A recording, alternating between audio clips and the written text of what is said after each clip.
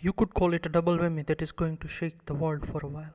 While the outcome of the US election seems likely to create one kind of uncertainty, Prime Minister Narendra Modi's decision to demonetize Rs 500 and Rs 1000 note is striking deep, not just into the black economy of India but also day-to-day economics. Here are 5 things India need to watch out for in the coming days after a move that has social, political and economic implications. Impact on banks and their balance sheets. India's bank may suddenly have more cash deposits as the people with currency bundles walk in to deposit their money. This might be a short-term boost for banks.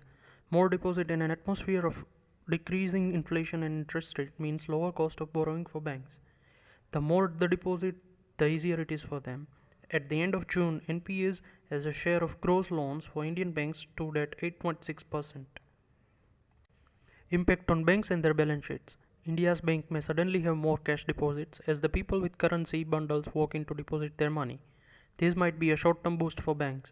More deposit in an atmosphere of decreasing inflation and interest rate means lower cost of borrowing for banks. The more the deposit, the easier it is for them. At the end of June, NPAs as a share of gross loans for Indian banks stood at 8.6%. Money laundering innovation to beat December 30 deadline. India is the land of jugaad or improvised innovation. Those stuck with pile of cash that they don't want to be investigated by taxmen may find ways to minimize impact of demonetization. These may involve discounting mechanisms, a new kind of middleman or a new type of financial buffers. Keep your ears to ground as a black money tries to get fair and lovely. Gold may see interesting movements as it is a common black economy for substitute of cash. Real estate market behavior. Expect realtors and developers used to dealing in pile of cash with lower than market registration values to find a new ways to deal with customer. They may, for instance, find a new ways to invoice deals so that they get more white money in while they find sponges to absorb their black money.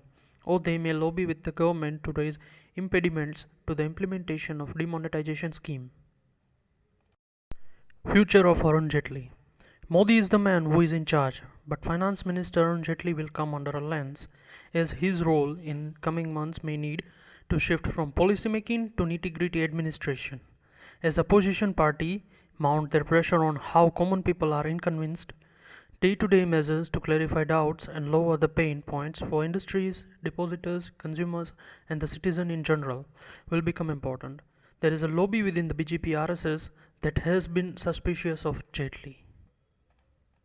Impact on Modi's home base. Small traders and medium-sized business enterprise buzzing in the Prime Minister's home state, Gujarat, are an integral part of India's black economy. For some, it is an inevitability of dealing with partners and cash-rich customers. For others, it is a way to avoid taxes.